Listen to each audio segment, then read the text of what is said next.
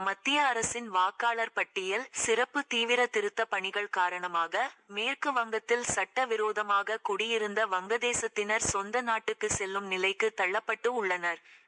நாடு முழுவதும் வாக்காளர் பட்டியல் சிறப்பு தீவிர திருத்த பணிகளை மத்திய அரசு வேகமாக நடைமுறைப்படுத்தி வருகிறது. இதன் முக்கிய நோக்கமே ஒருவரே பல இடங்களில் ஓட்டு போடுவதை தடுப்பதோடு உண்மையான வாக்காளர்கள் யார் என்பதை அடையாளம் காணும் பணியாகும். பீகாரை தொடர்ந்து தற்போது கேரளா, தமிழகம், மேற்கு வங்கம் என மொத்தம் 10 மாநிலங்கள், கோவா, புதுச்சேரி ஆகிய யூனியன் பிரதேசங்களிலும் வாக்காளர் பட்டியல் சிறப்பு தீவிர திருத்தம் என்ற SIR பணிகளை மத்திய அரசு மும்முரமாக மேற்கொண்டு வருகிறது. இன்று அசாமிலும் SIR பணிகள் நடைமுறைப்படுத்தப்படும் என்று தேர்தல் கமிஷன் அறிவித்துள்ளது. இந்நிலையில் மேற்கு வங்கத்தில் SIR பணிகள் தொடங்கியதன் முக்கிய பலனை பார்க்க முடிகிறது. அங்கு வீடு வீடாக SIR கணக்கீட்டு விண்ணப்ப படிவங்களை விநியோகித்து பூர்த்தி செய்து அவற்றை திரும்ப பெறும் பணிகளில் ஓட்டுச்சாவடி அலுவலர்கள் தீவிரமாக ஈடுபட்டுள்ளனர். இதன் எதிரொலியாக அண்டை நாடான வங்கதேசத்திலிருந்து மேற்கு வங்கத்திற்குள் சட்டவிரோதமாக ஊடுருவி உள்ள ஏராளமானோர் தற்போது சொந்த நாடு நோக்கி நகர ஆரம்பித்துள்ளனர். மேற்கு வங்கத்திலிருந்து குடும்பமாக அவர்கள் உடைமைகளுடன் சொந்த நாட்டுக்கு புறப்படும் காட்சிகளை பிரபல ஆங்கில செய்தி தொலைக்காட்சியான ரிபப்ளிக் டிவி வெளிச்சம் போட்டு காட்டியுள்ளது. இன்று SIR பற்றி விவாத மேடை நிகழ்ச்சியில் விவாதிக்கப்பட்டது.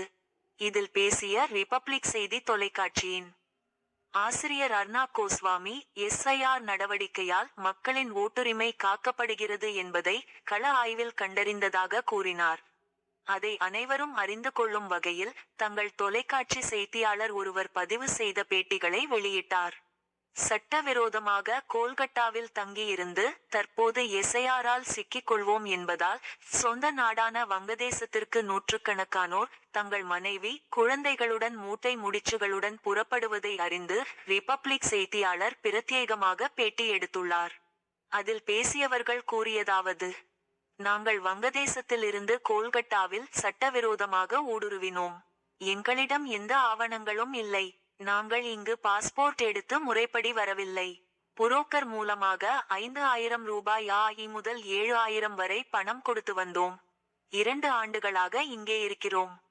இப்போது இங்கே மேற்கு வங்கத்தை குறிப்பிடுகிறார். SIR பணிகளை தொடங்கியிருக்கிறார்கள். எங்களிடம் எந்த முறையான குடியுரிமையோ ஆவணங்களோ இல்லை.